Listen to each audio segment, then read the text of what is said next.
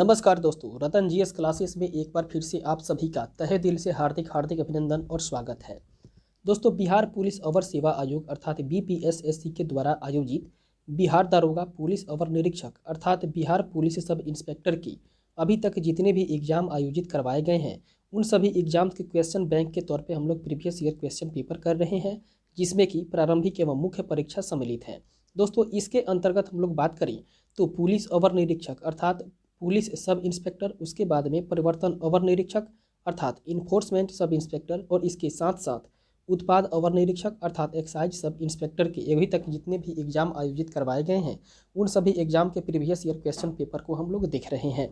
और अभी तक इसका एक सीरीज में अध्ययन करते हुए हम लोग बात करें तो कुल मिलाकर के 15 सेट को हम लोगों ने कवर कर चुका है। और इस वीडियो में इस सेशन में हम लोग आज जानकारी प्राप्त करने वाले हैं 16वें सेट के बारे में, जो कि प्रवर्तन दरोगा अर्थात प्रवर्तन अवर निरीक्षक इन्फोर्समेंट सब इंस्पेक्टर की जो परीक्षा आयोजित हुई थी 29 अगस्त 2021 ईस्वी को, ये मेंस की परीक्षा हुई थी, उसके द्वितीय पेपर को हम लोग देखने वाले हैं सामान्य अध्ययन के तौर पे। दोस्तों, मैं बता दूं कि अभी तक आप लोग यदि इसके पहले की सेट को नहीं देखे हों अर्थात 15 सेट को नहीं देखे हों तो वहाँ से दोस्तों आप लोग देख सकते हैं, प्ले लिस्ट में वीडियो पड़ी हुई है, आप लोग प्ले लिस्ट में जाएँ और वहाँ से आप लोग पिछले के 15 सेशन को आप लोग देख सकते हैं और लाभान्वित हो सकते हैं। दोस्तों, दरोगा के एग्ज़ाम हो या कोई भी एग्ज़ाम हो, उसमें प्रीवियस ईयर क्वेश्चन पेपर जो होता है वो बेहद ही अपना महत्वपूर्ण रोल अदा करता है इस चीज़ को समझने के लिए कि आप जिस चीज़ का प्रिपरेशन कर रहे हैं उसमें आपका पहुंच कहां तक होना चाहिए और किस किस टॉपिक पे पकड़ बनानी चाहिए।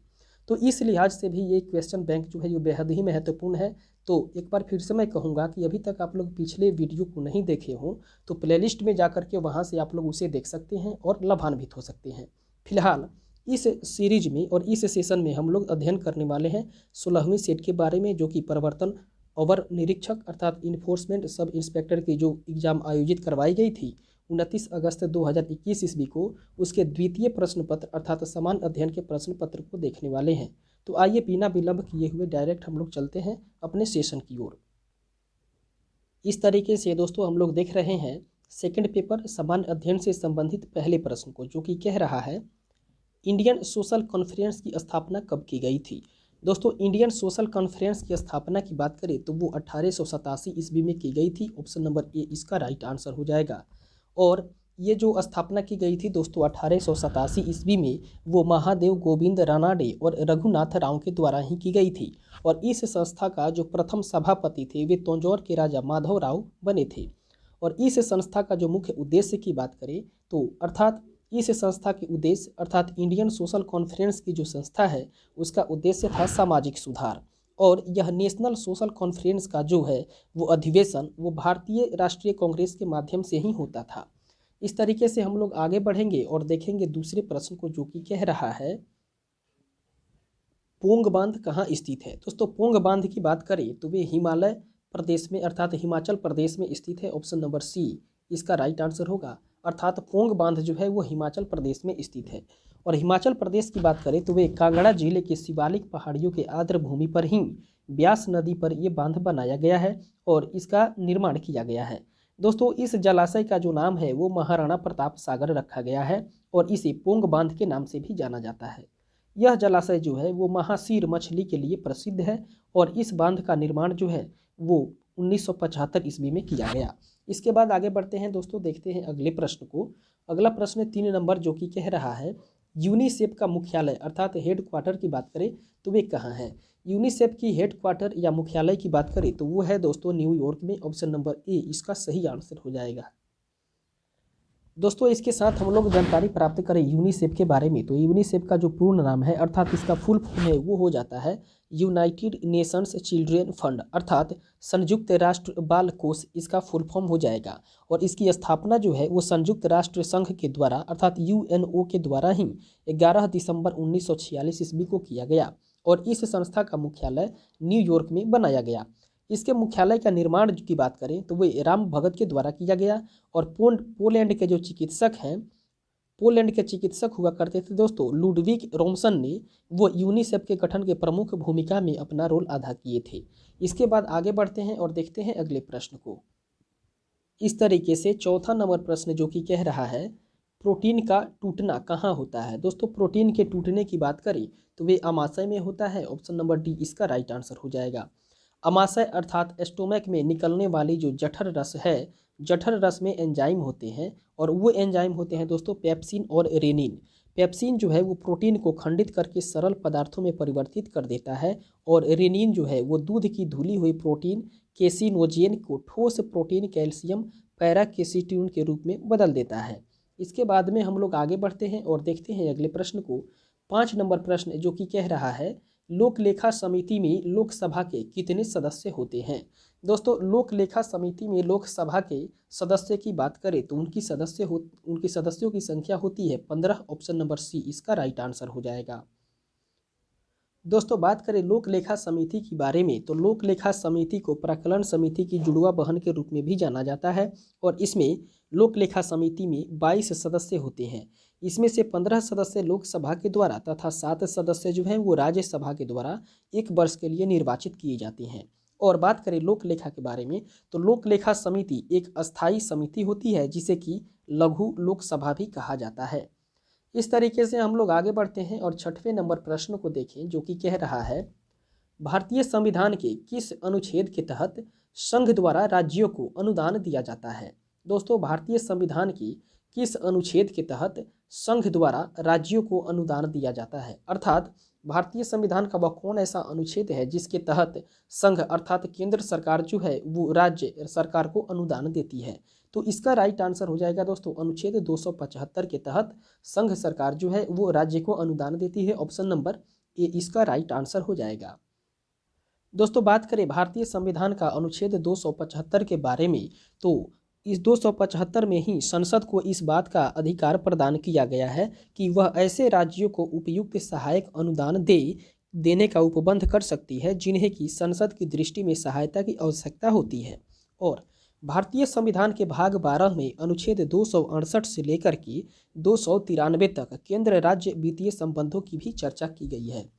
इस तरीके से हम लोग आगे बढ़ेंगे और देखेंगे अगले प्रश्न को 7 नंबर जो कि कह रहा है किस संविधान संशोधन के द्वारा राष्ट्रपति को कैबिनेट की सलाह मानने के लिए बाध्य कर दिया गया? दोस्तों भारतीय संविधान का किस संविधान संशोधन के द्वारा राष्ट्रपति को कैबिनेट की सलाह मानने के लिए बाध्य कर दिया गया? तो दोस्तों वो किया गया 42वां संविधान संशोधन के द्वारा। ऑप्शन नंबर ए इसका राइट आंसर होगा। बात करें 42वां संविधान संशोधन के बारे में तो 42वां संविधान संशोधन जो है वो 1976 ईस्वी में किया गया था और इस संविधान संशोधन को लघु संविधान भी कहा जाता है। अर्थात 42वां संविधान संशोधन जो 1976 ईस्वी में हुआ था उसे ही लघु संविधान कहा जाता है और इस संविधान संशोधन को इतिहास का सबसे विवादास्पद संवैधानिक संशोधन के तौर पर भी माना जाता है। इस संविधान संशोधन के माध्यम से राष्ट्रपति को कैबिनेट की सलाह को मानने के लिए बाध्य कर दिया गया। इसके बाद आगे बढ़ते हैं और देखते हैं अगले प्रश्न को 8वां नंबर प्रश्न जो कि कह रहा है भारतीय संसद में नेता प्रतिपक्ष बनने के लिए किसी भी दल के पास न्यूनतम कितनी सीट होनी चाहिए?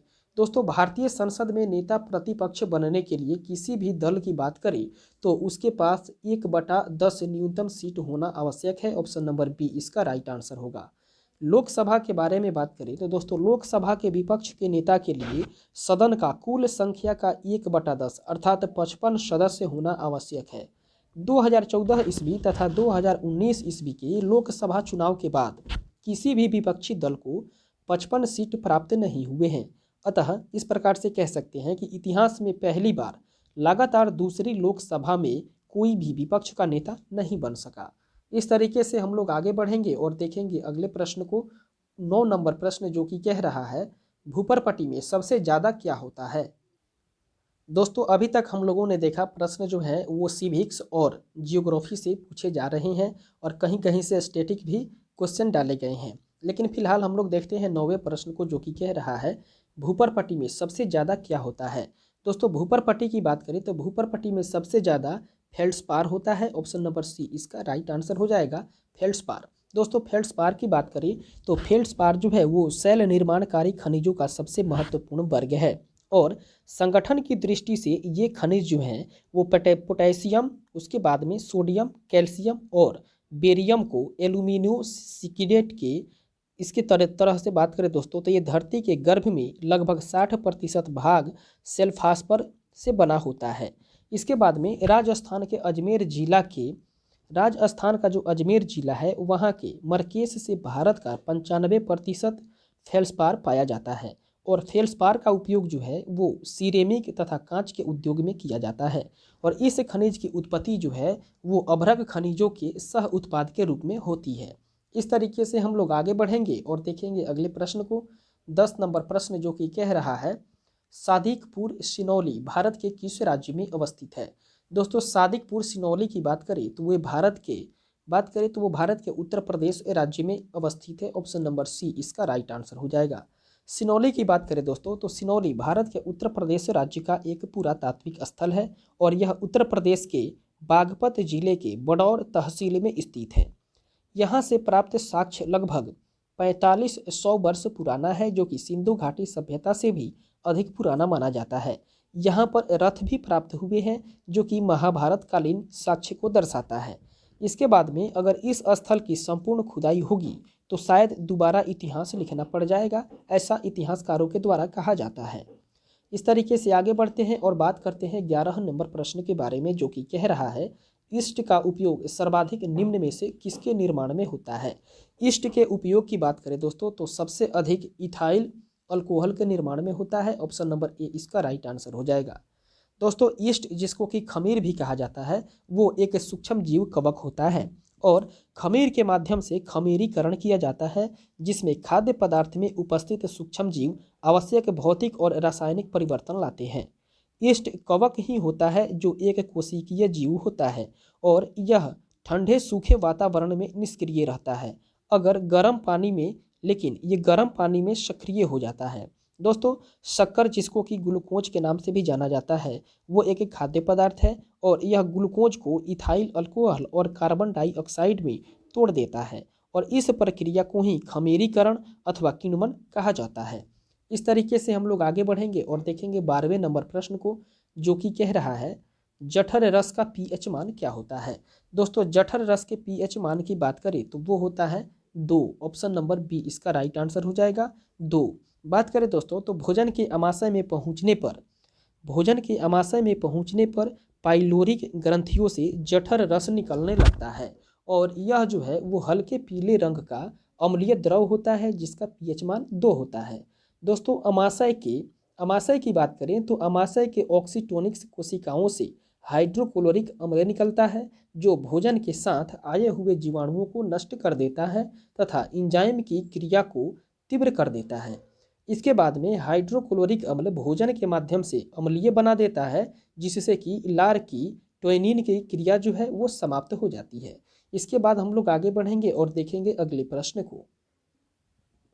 13 नंबर प्रश्न जो कि कह रहा है सफ़ेद फॉस्फोरस का आकार क्या होता है। दोस्तों सफ़ेद फॉस्फोरस की आकार की बात करें तो वे चतुष्फलकीय होता है। ऑप्शन नंबर ए इसका राइट आंसर हो जाएगा। दोस्तों फॉस्फोरस के रासायनिक तत्व है, फॉस्फोरस जो है वो एक रासायनिक तत्व है जिसका रासायनिक संकेत जो है वो P होता है और इसके परमाणु संख्या की बात करें तो फॉस्फोरस का परमाणु संख्या 15 होता है। और फॉस्फोरस की खोज की बात करें तो इसकी खोज 1699 ईस्वी में हैम्बुर्ग के व्यापारी हेनिन ब्रॉन्ड के द्वारा की गई थी। और फॉस्फोरस के 5 अपरूप भी होते हैं जिसमें कि श्वेत का पीला फॉस्फोरस, उसके बाद में लाल फॉस्फोरस, सिंदूरी फॉस्फोरस, काला फॉस्फोरस और 5वां जो है वो है बैंगनी फॉस्फोरस।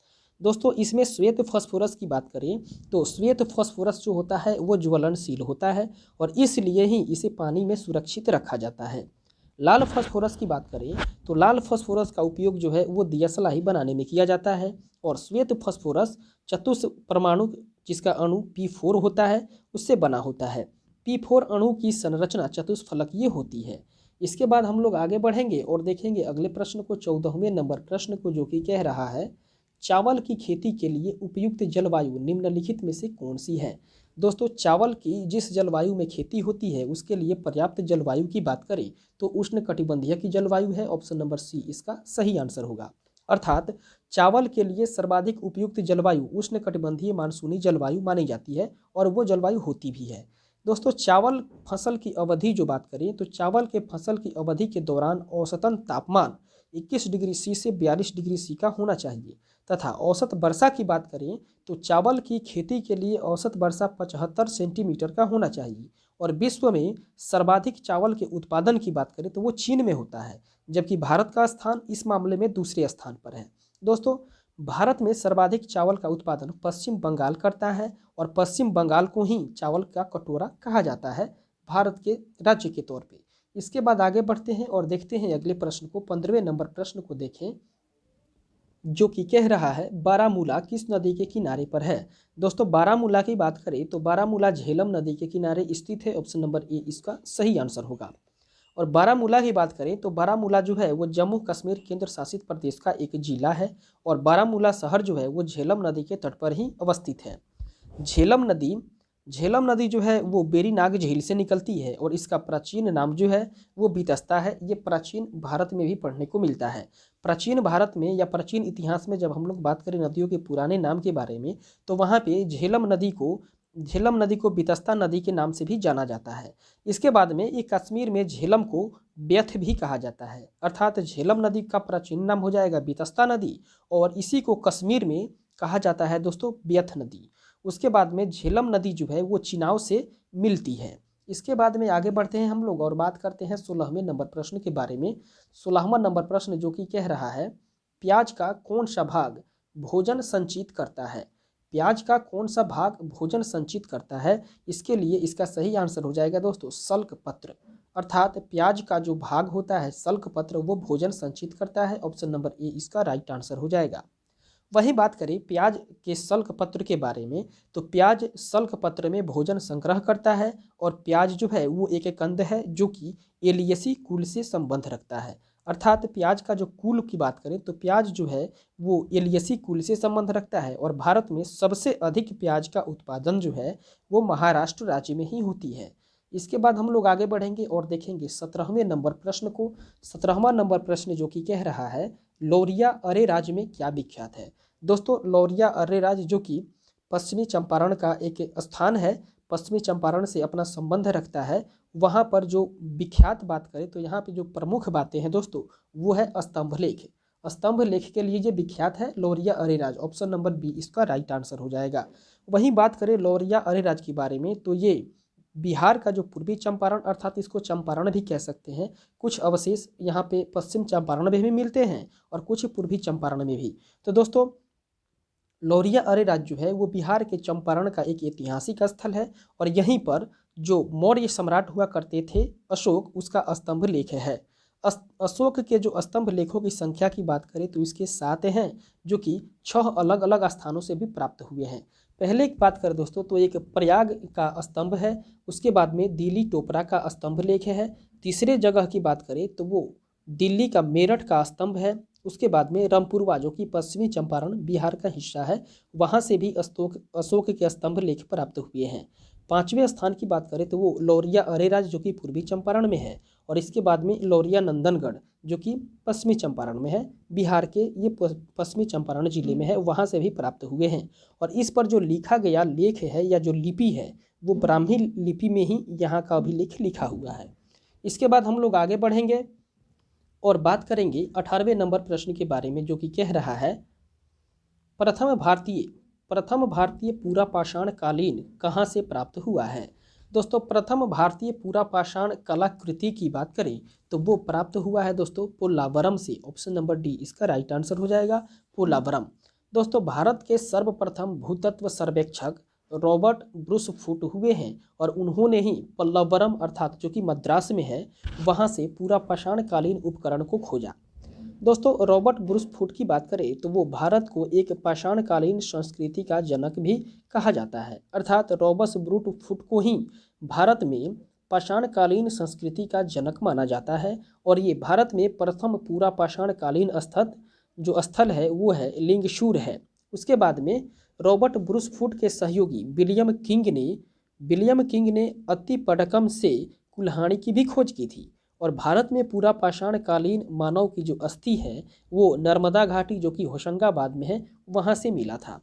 इसके बाद में हम लोग आगे बढ़ेंगे और देखेंगे 19वें नंबर प्रश्न को जो कि कह रहा है कोरापुट किस लिए प्रसिद्ध है। दोस्तों, कोरापुट की बात करें तो कोरापुट जो है वो बॉक्साइट अयस्क के लिए प्रसिद्ध है, ऑप्शन नंबर सी इसका राइट आंसर हो जाएगा। वहीं कोरापुट की बात करें तो ये कोरापुट जो है वो भारत के उड़ीसा राज्य में स्थित है, जो कि एल्यूमिनियम के खनिज बॉक्साइट के लिए विश्व प्रसिद्ध है।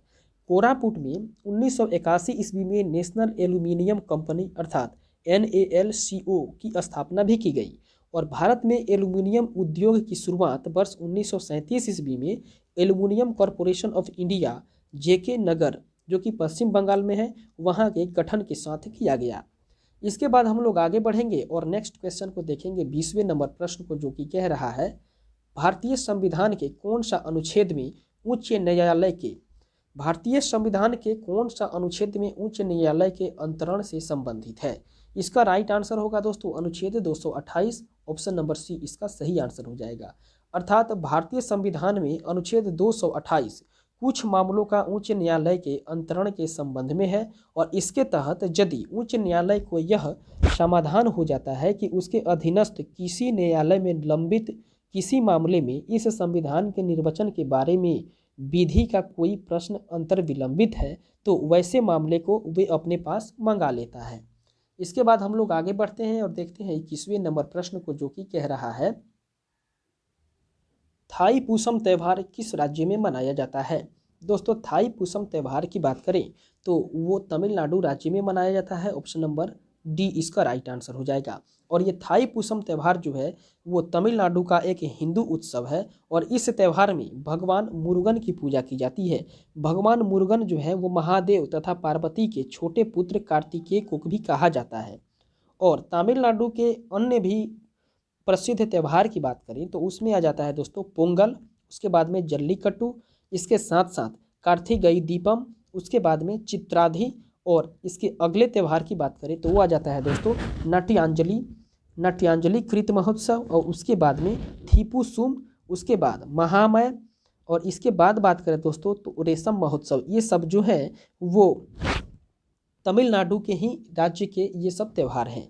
इसके बाद आगे बढ़ते हैं और अगले प्रश्न को देखते हैं 22वें नंबर प्रश्न को, जो कि कह रहा है काजू की खेती के लिए कौन सी मिट्टी उपयुक्त होती है, या काजू की खेती के लिए कौन सी मिट्टी उपयुक्त मानी जाती है।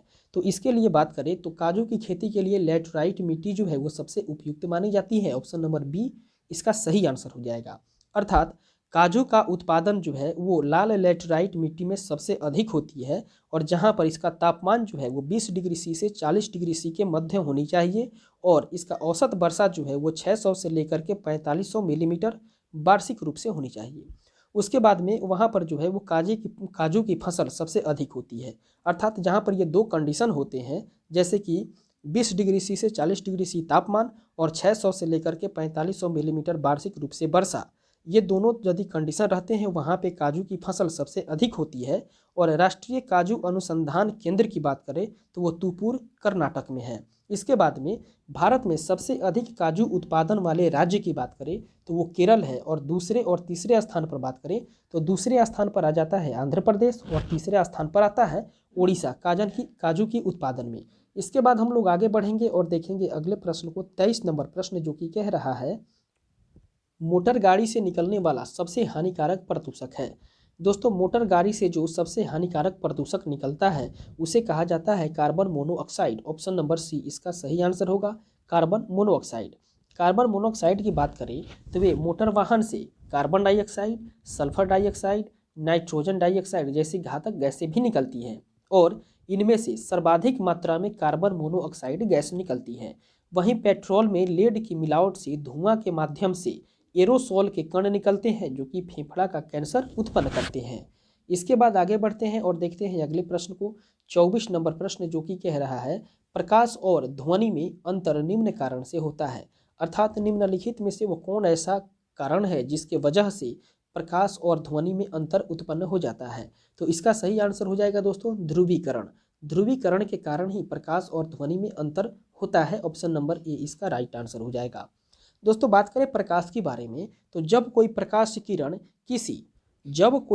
किरण किसी टूमरलेन नामक क्रिस्टल पर पड़ती है टूरमेलिन, सॉरी दोस्तों, यहाँ पे टूरमेलिन की बात करेंगे हम लोग कि जब कोई प्रकाश की किरण किसी टूरमेलिन नामक क्रिस्टल पर डाली जाती है तो प्रकाश किरण उसी कंपन क्रिस्टल से पार होती है जो क्रिस्टल अक्ष के समानांतर होते हैं। शेष कंपन जो है वो क्रिस्टल के द्वारा रोक लिया जाता है और इस घटना को ही प्रकाश का ध्रुवण कहा जाता है। दोस्तों ये घटना जो है वो ध्वनि के साथ संभव नहीं होती है और प्रकाश के ध्रुवण के कारण ही प्रकाश तथा ध्वनि में विभिन्नता पाए जाते हैं। इसके बाद हम लोग आगे बढ़ेंगे और देखेंगे 25वें नंबर प्रश्न को, जो कि कह रहा है कांवर झील किस राज्य में स्थित है। दोस्तों कांवर झील की बात करें तो वो बिहार में स्थित है। ऑप्शन नंबर सी इसका सही आंसर हो जाएगा। और कांवर झील जो है वो बिहार के बेगूसराय जिला में ही स्थित है और कांवर झील भारत का प्रथम रामसर साइट है। दोस्तों कांवर झील की बात करें तो इसके निकट ही अर्थात कांवर झील के निकट ही हरसाइन स्तूप है, जो कि बिहार के कुछ अन्य प्रमुख झीलों की बात करें तो उसमें आ जाता है दोस्तों कुशेश्वर स्थान झील, जो कि दरभंगा में है, बिहार का एक जिला है दरभंगा। उसके बाद में गोगाबेल झील जो कि कटिहार में है, कटिहार जिला में है। इसके बाद में नकटी झील की बात करें तो वो जमुई में है और इसके साथ साथ जगतपुर झील की बात करें तो वो भागलपुर में है, जो कि बिहार राज्य में ही है। इसके बाद हम लोग आगे बढ़ेंगे और देखेंगे अगले प्रश्न को। 26 नंबर प्रश्न है जो कि कह रहा है पहला सूक्ष्म रोधी दवाई कौन सी थी। दोस्तों सबसे पहले सूक्ष्म रोधी दवाई की बात करें तो वो थी दोस्तों सल्फा ड्रग। सल्फा ड्रग जो है वो सबसे पहले सूक्ष्म रोधी दवा मानी जाती है। ऑप्शन नंबर बी इसका राइट आंसर होगा। वहीं सल्फोनाइड जो सल्फा ड्रग की बात करें तो ये सल्फोनामाइड को सल्फा ड्रग भी कहा जाता है, अर्थात सल्फा ड्रग को ही सल्फोनामाइड भी कहा जाता है और यह मूल रूप से जीवाणु संक्रमण के इलाज के उपयोग के लिए विकसित किया गया है। दोस्तों बात करें सल्फा ड्रग की दवा की खोज के बारे में तो इसकी खोज हुई थी 1952 ईस्वी में और सल्फा ड्रग जो है वो बैक्टीरिया को ही नहीं मारती बल्कि बैक्टीरिया के विकास को रोकती भी है। इसके बाद हम लोग आगे बढ़ते हैं और देखते हैं 27वें नंबर प्रश्न को, जो कि कह रहा है निम्न में से कौन सी धातु या मिश्र धातु सर्वाधिक प्रत्यास्थ है। दोस्तों सबसे अधिक प्रत्यास्थ धातु या मिश्र धातु की बात करें तो वो है दोस्तों स्टील। ऑप्शन नंबर डी इसका राइट आंसर हो जाएगा, स्टील। दोस्तों यांत्रिकी में प्रत्यास्थता पदार्थों के उस गुण को कहा जाता है जिसके कारण उस पर बाह्य बल लगने पर उसमें विकृति आती है, परंतु बल हटाने से वह पुनः मूल स्थिति में आ जाती है। दोस्तों प्रत्यास्थता सीमा के भीतर में विकृति वस्तु में कार्य करने वाले प्रतिबल के समानुपाती होता है और इस नियम को हुक का नियम भी कहते हैं। हुक का नियम जो है वो रॉबर्ट हुक के द्वारा दिया गया था या रॉबर्ट हुक के द्वारा ही इस नियम का प्रतिपादन किया गया था और इसने कोशिका को भी खोजा था, अर्थात रॉबर्ट हुक ने ही कोशिका की भी खोज की थी। इसके बाद हम लोग आगे बढ़ेंगे और चलेंगे 28वें नंबर प्रश्न की ओर, जो कि कह रहा है गंगा, उसके बाद में गंडक तथा सोन नदी के संगम पर कौन सा शहर बसा हुआ है। तो दोस्तों गंगा, गंडक और सोन नदी के संगम पर जो बसा हुआ शहर है वह है पाटलिपुत्र। ऑप्शन नंबर ए इसका राइट आंसर हो जाएगा। पाटलिपुत्र के बारे में कुछ बात करें दोस्तों तो प्राचीन काल में इसी शहर अर्थात पाटलिपुत्र को ही ये प्राचीन काल में कहा जाता था, जो कि वर्तमान में पटना शहर के नाम से जाना जाता है। पाटलिपुत्र जो है वो मगध साम्राज्य की राजधानी भी हुआ करती थी। इसके बाद में पाटलिपुत्र शहर की स्थापना हर्यक वंश के जो तीसरा सम्राट हुए थे उदाइन, उन्हीं के द्वारा की गई थी, अर्थात पाटलिपुत्र शहर की स्थापना उदाइन के द्वारा की गई थी और वर्तमान में पटना के दानापुर के निकट सोन नदी गंगा से मिलती है, जबकि गंडक नदी की बात करें तो वो सोन नदी के निकट पहलेजा घाट के समीप आकर के गंगा से मिल जाती है। चूंकि यह स्थान जो है वो 3 नदियों से घिरा हुआ था, इसलिए मगध के सम्राट ने इस स्थान पर मगध साम्राज्य की राजधानी भी बनाई थी। इसके बाद हम लोग आगे बढ़ेंगे और देखेंगे अगले प्रश्न को, 29वें नंबर प्रश्न को देखें, जो कि कह रहा है निम्न में से किस तरंग का तरंग दैर्घ्य सबसे कम होता है। दोस्तों सबसे कम तरंग दैर्घ्य वाले तरंग की बात करें तो वो है दोस्तों एक्स किरण। ऑप्शन नंबर डी इसका राइट आंसर होगा, एक्स किरण। अर्थात एक्स किरण की खोज की बात करें तो एक्स किरण की खोज करता थे विल्हेल्म कॉनरॉड विल्हेल्म कॉनरॉड रेंटोजन ने ही किया था एक्स किरण की खोज। और एक्स किरण जो है वो एक प्रकार का विद्युत चुंबकीय विकिरण है जिसका तरंग दैर्घ्य 10 से लेकर के 0.01 नैनोमीटर होती है। इस किरण की आवृत्ति की बात करें तो इसकी आवृत्ति होती है 10 के पावर 8 से लेकर के 10 के पावर 16 तक और इसका उपयोग जो है वो चिकित्सा तथा औद्योगिकी क्षेत्र में किया जाता है। इसके बाद हम लोग आगे बढ़ेंगे और देखेंगे 30वें नंबर प्रश्न को, जो कि कह रहा है 1942 ईस्वी में भारत छोड़ो आंदोलन में किस क्रांतिकारी ने जेल से भागकर भूमिगत होकर लड़ाई किया था। प्रश्न को एक बार फिर से समझेंगे कि 1942 ईस्वी में जब भारत छोड़ो आंदोलन हुआ था तो उस आंदोलन में किस क्रांतिकारी ने जेल से भागकर भूमिगत होकर के लड़ाई किया था, अर्थात भूमिगत होकर के लड़ाई किया था। तो इसका राइट आंसर होगा दोस्तों Jayaprakash Narayan. Option number D इसका राइट आंसर होगा।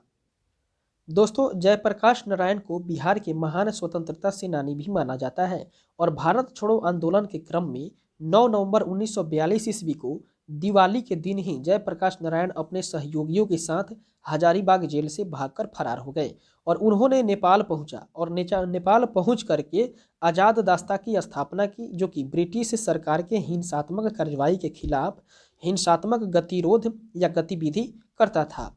दोस्तों जयप्रकाश नारायण ने आज़ादी के पश्चात इंदिरा गांधी सरकार के खिलाफ संपूर्ण क्रांति का भी आह्वान किया था।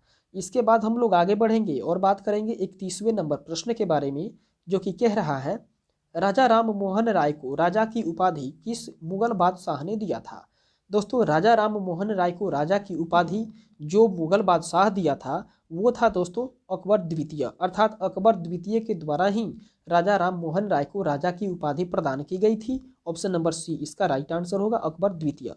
दोस्तों राजा राम मोहन राय के बारे में कुछ बात करें तो ये भारतीय पुनर्जागरण के अग्रदूत भी कहे जाते हैं और इनका जन्म जो है वो बंगाल में 22 मई 1772 ईस्वी को हुआ था और इनके माता का नाम था तारिणी देवी, जबकि इनका पिता का नाम था रामाकांत। दोस्तों इन्हीं के प्रयास से ही, अर्थात राजा राम मोहन राय के प्रयास से ही सती प्रथा का अंत भी हुआ और इन्होंने ही, अर्थात राजा राम मोहन राय ने ही ब्रह्म समाज और आत्मीय सभा की स्थापना भी की थी। दोस्तों इसके बाद में जो मुगल सम्राट अकबर द्वितीय था उसी ने ही राजा की उपाधि प्रदान की थी राजा राम मोहन राय को और इनकी मृत्यु जो है वो 1833 ईस्वी में ब्रिस्टल, जो कि इंग्लैंड नामक स्थान है, वहाँ पर इनकी मृत्यु हो गई थी। इसके बाद हम लोग आगे बढ़ेंगे और देखेंगे 32वें नंबर प्रश्न को, जो कि कह रहा है भारत के किस राज्य में बर्तावास अर्थात गड्ढा घर का साक्ष्य मिला है। इसका सही आंसर होगा दोस्तों जम्मू कश्मीर राज्य में। ऑप्शन नंबर सी इसका सही आंसर होगा, अर्थात जम्मू कश्मीर के श्रीनगर में बुर्ज होम नामक स्थान में नवपाषाणिक पुरा स्थल है, उसका नाम है दोस्तों गर्तावास, जिसको कि गड्ढा का घर भी कहा जाता है, उसका साक्ष्य मिला हुआ है और इसमें उतरने के लिए सीढ़ियाँ भी होती थी और यहाँ से खेती, कुआं तथा बकरी पालन के साक्ष्य भी मिले हैं। दोस्तों यहाँ बकरी तथा कुत्ते का जो है वह स्वदान के लिए अवशेष भी मिले हुए हैं। इसके बाद में हम लोग आगे बढ़ेंगे और देखेंगे 33वें नंबर प्रश्न को, जो कि कह रहा है अशोक का नाम किस शिलालेख में अशोक मिलता है। दोस्तों अशोक का नाम जो है वो किस शिलालेख में अशोक मिलता है, तो इसका सही आंसर हो जाएगा दोस्तों मास्की अभिलेख में, अर्थात मास्की अभिलेख में ही अशोक का नाम जो है वो अशोक मिलता है। ऑप्शन नंबर ए इसका सही आंसर होगा। दोस्तों मास्की तथा गुर्जरा शिलालेख में बात करें तो मौर्य सम्राट अशोक का नाम अशोक लिखा हुआ मिलता है, अर्थात मास्की के अलावा भी एक और शिलालेख है जिसका नाम गुर्जरा शिलालेख है, वहाँ से भी मौर्य सम्राट अशोक का नाम अशोक लिखा हुआ पाया गया। दोस्तों मास्की शिलालेख की बात करें तो ये कर्नाटक के रायचूर जिला में अवस्थित है, जबकि गुर्जरा अभिलेख की बात करें तो गुर्जरा अभिलेख जो है वो मध्य प्रदेश के दतिया नामक जिले में है। दोस्तों पुराणों में अशोक का नाम जो है वो अशोक वर्धन कहा गया है। इसके बाद हम लोग आगे बढ़ेंगे और नेक्स्ट क्वेश्चन को देखेंगे 34वें नंबर प्रश्न को, जो कि कह रहा है हुंडरू जलप्रपात किस नदी पर अवस्थित है। दोस्तों हुंडरू जलप्रपात की बात करें तो वे सुवर्णरेखा नदी पर अवस्थित है। ऑप्शन नंबर सी इसका सही आंसर होगा। नेक्स्ट क्वेश्चन देखते हैं 35 नंबर, जो कि कह रहा है पारिस्थितिकी तंत्र में ऊर्जा का मुख्य स्रोत क्या है। दोस्तों पारिस्थितिकी तंत्र में ऊर्जा के मुख्य स्रोत की बात करें तो वो है सूर्य। ऑप्शन नंबर ए इसका सही आंसर हो जाएगा, अर्थात पारिस्थितिकी तंत्र में ऊर्जा का मुख्य स्रोत सूर्य का प्रकाश है और सूर्य का प्रकाश जो है वो पृथ्वी की पारिस्थितिकी तंत्र का संतुलन भी करता है, इसलिए सूर्य को पारिस्थितिकी तंत्र का प्रेरक बल भी कहा जाता है। दोस्तों सूर्य से प्राप्त ऊर्जा जो है वो सौर ऊर्जा कहलाती है और इस ऊर्जा की सहायता से पौधों में प्रकाश संश्लेषण की क्रिया होती है, जिसके द्वारा भोजन निर्माण करते हैं तथा कोशिकीय श्वसन भी करते हैं, जिसके फलस्वरूप ऊर्जा उत्पन्न होती है। दोस्तों सभी जीवों के लिए सूर्य से आने वाला जो प्रकाश है वो प्रकाश ऊर्जा का अंतिम स्रोत होता है। इसके बाद आगे बढ़ते हैं और देखते हैं अगले प्रश्न को। 36 नंबर प्रश्न जो कि कह रहा है भारतीय वनस्पति सर्वेक्षण संस्थान का मुख्यालय कहाँ है। दोस्तों भारतीय वनस्पति सर्वेक्षण संस्थान के मुख्यालय की बात करें तो वो है दोस्तों कोलकाता में, ऑप्शन नंबर सी इसका राइट आंसर होगा। नेक्स्ट क्वेश्चन देखते हैं 37 नंबर जो कि कह रहा है नमक कानून तोड़कर गांधी जी ने किस आंदोलन की शुरुआत किया था। दोस्तों गांधी जी ने जब नमक कानून को तोड़ा तो उस कानून को तोड़ने के बाद ही उन्होंने सविनय अवज्ञा आंदोलन की शुरुआत की थी। ऑप्शन नंबर ए इसका सही आंसर होगा। इस तरीके से आगे बढ़ते हैं और देखते हैं 38वें नंबर प्रश्न को जो कि कह रहा है राष्ट्रीय सरसों अनुसंधान संस्थान कहाँ स्थित है। दोस्तों राष्ट्रीय सरसों अनुसंधान संस्थान की बात करें तो वे राजस्थान में स्थित है। ऑप्शन नंबर डी इसका राइट आंसर होगा, राजस्थान। नेक्स्ट क्वेश्चन देखते हैं दोस्तों 39 नंबर प्रश्न जो कि कह रहा है सर्वाधिक चाय का उत्पादन भारत के किस राज्य में होता है। दोस्तों सर्वाधिक चाय के उत्पादन वाले भारतीय राज्य की बात करें तो वो राज्य है दोस्तों असम, जहां पर सबसे अधिक मात्रा में चाय का उत्पादन किया जाता है। ऑप्शन नंबर सी इसका राइट आंसर होगा। दोस्तों भारत में सर्वाधिक चाय का उत्पादन जो है वो असम राज्य में ही होता है, जबकि पश्चिम बंगाल और तमिलनाडु तीसरे स्थान पर हैं। दोस्तों असम के जोरहाट को विश्व की चाय की राजधानी भी कहा जाता है और मल्टी असमिया चाय ब्रह्मपुत्र घाटी में उपजाया जाता है। इसके अतिरिक्त पश्चिम बंगाल का जो दार्जिलिंग नामक स्थान है वो, और इसके बाद में तमिलनाडु का कोल्लू कुमालय जो कि दुनिया का सबसे ऊंचा चाय बागान है वो है। इसके बाद में हिमाचल प्रदेश का जो कांगड़ा चाय की खेती के लिए प्रसिद्ध है। इसके बाद बात करें तो विश्व में चाय के उत्पादन में चीन जो है वो प्रथम स्थान पर है, जबकि द्वितीय स्थान पर भारत है। इसके बाद हम लोग आगे बढ़ेंगे और देखेंगे अगले प्रश्न को 40वें नंबर प्रश्न को जो कि कह रहा है निम्नलिखित में से कौन सा क्षेत्र उच्च न्यायालय के अंतर्गत नहीं आता है। दोस्तों नीचे 4 ऑप्शंस दिए हुए हैं, इन 4 ऑप्शनों में से वो कौन ऐसा क्षेत्र है जो उच्च न्यायालय के अंतर्गत नहीं आता है। तो इसका सही आंसर हो जाएगा दोस्तों परामर्शी अधिकार। ऑप्शन नंबर बी इसका सही आंसर होगा, परामर्शी अधिकार। अर्थात परामर्शी अधिकार जो है वो उच्च न्यायालय के अंतर्गत नहीं आता है। दोस्तों बात करें उच्च न्यायालय के बारे में तो इसके 4 क्षेत्राधिकार हैं, जिसमें कि पहला है प्रारंभिक क्षेत्राधिकार, उसके बाद में हो जाएगा दोस्तों अपीलीय क्षेत्राधिकार, और तीसरे स्थान पर जो अधिकार है वो है उच्च न्यायालय के मुकदमों का हस्तांतरण, और चौथा अधिकार है दोस्तों प्रशासकीय अधिकार। इसके बाद में सर्वोच्च न्यायालय को 6 प्रकार के भी क्षेत्राधिकार प्राप्त हैं, जिनमें पहला है प्रारंभिक क्षेत्राधिकार, द्वितीय है अपीलीय क्षेत्राधिकार, और तीसरा है परामर्शदात्री अधिकार, जबकि चौथा है पुनर्विचार संबंधी अधिकार, और पांचवा है अभिलेख न्यायालय, तथा छठे की बात करें तो वो है मौलिक अधिकारों का रक्षक। ये 6 अधिकार जो है वो सर्वोच्च न्यायालय को प्राप्त हैं। इसके बाद हम लोग आगे बढ़ेंगे और देखेंगे अगले प्रश्न को। 41 नंबर प्रश्न जो कि कह रहा है अवशिष्ट शक्तियों का, दोस्तों अवशिष्ट शक्तियों का अंतिम निर्णय कौन करता है। इसका सही आंसर हो जाएगा दोस्तों संसद। अर्थात अवशिष्ट शक्तियों का जो अंतिम निर्णय है वो संसद के द्वारा ही होती है। ऑप्शन नंबर ए इसका सही आंसर हो जाएगा। दोस्तों बात करें तो भारत के संविधान निर्माता सरकारों के बीच शक्तियों का वितरण के बारे में इतना सटीक होना चाहते हैं कि 3 सूचियों को उपबंध करने के बाद भी उन्हें अवशिष्ट विषयों के लिए अधिकार प्रदान किया।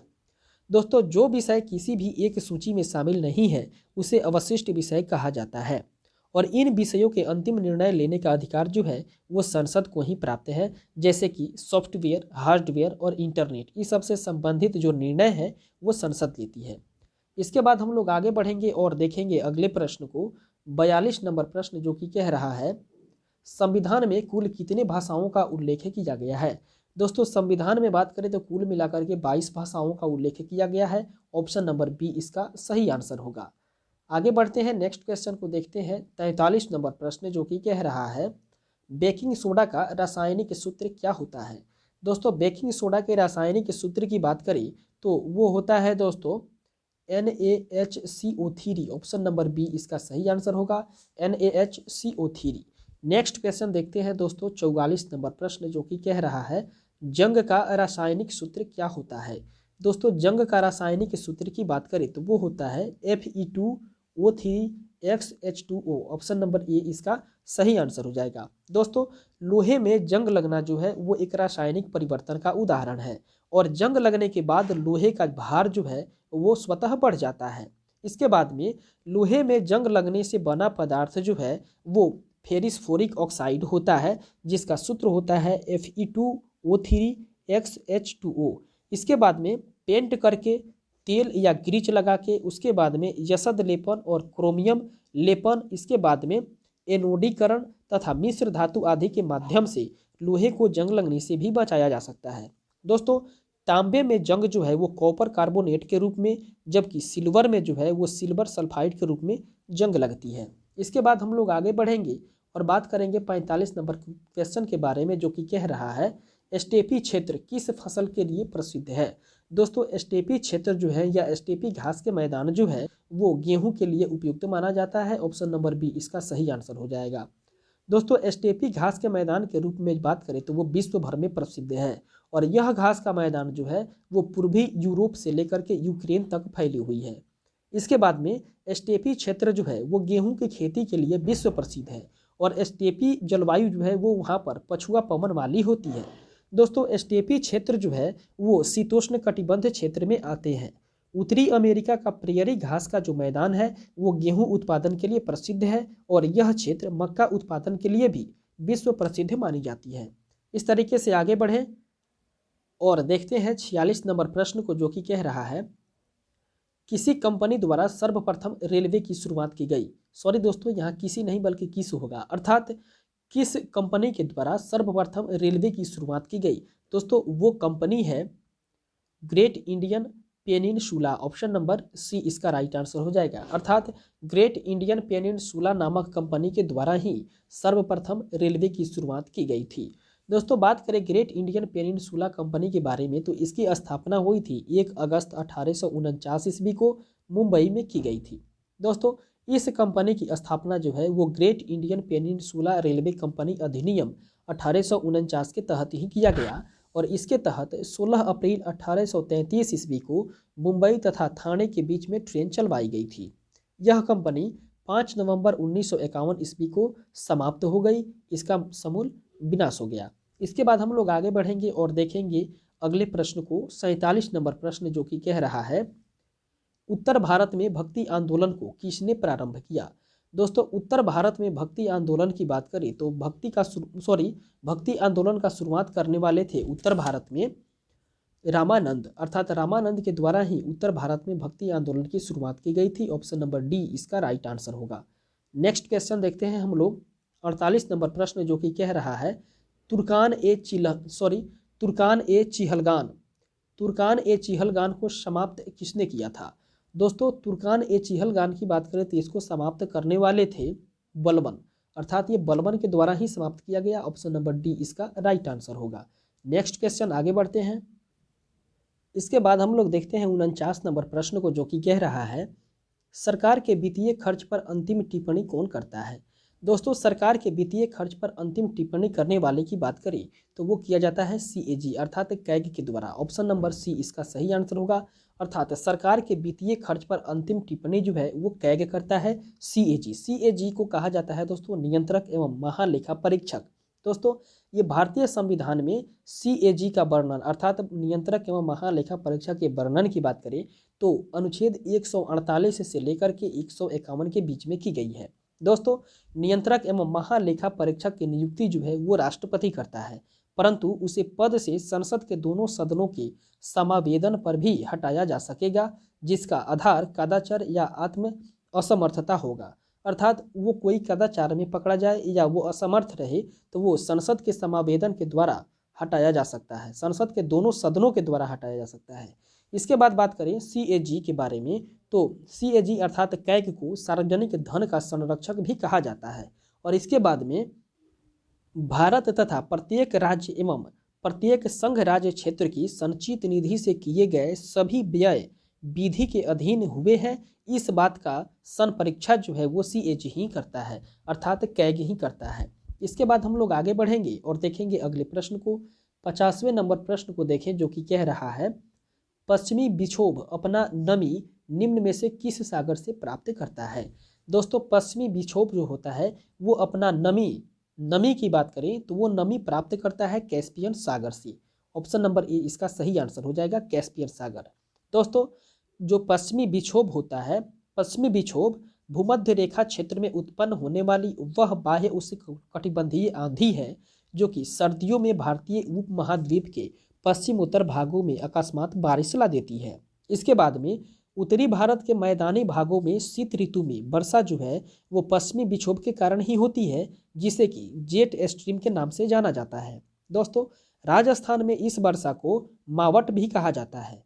इसके साथ साथ पश्चिमी विक्षोभ जो है, पश्चिमी विक्षोभ नमी वो भूमध्य सागर, काला सागर, कैस्पियन सागर और अरब सागर से लेता है।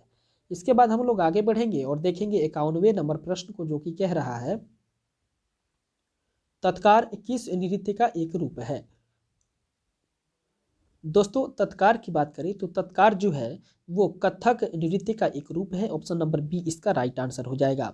कथक नृत्य जो है वो उत्तर भारत का शास्त्रीय नृत्य माना जाता है, जिसमें कि तत्कार अर्थात पैरों का थिरकना, पैरों को थिरकाने की कला को ही तत्कार कहा जाता है। और इसके साथ साथ में तत्कार और चक्कर जो जिसमें कि शरीर को घुमाया जाता है, ये दो प्रमुख स्टेप होते हैं दोस्तों कथक नृत्य के अंतर्गत। उसके बाद में कथक की उत्पत्ति की बात करें तो ये भक्ति आंदोलन से शुरू हुई थी।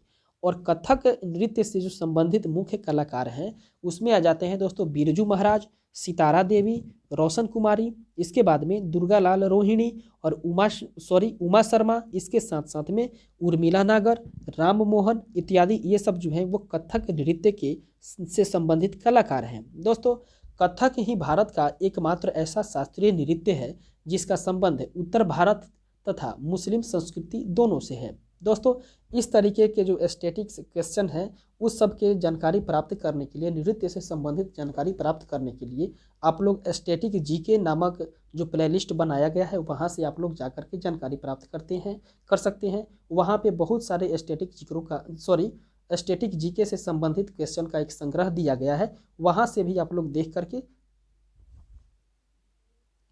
लाभान्वित हो सकते हैं। तो इस तरीके से हम लोग आगे बढ़ते हैं और बात करते हैं 52वें नंबर प्रश्न को, जो कि कह रहा है निम्न में से कौन सा क्रम बढ़ते हुए क्रम में सही है।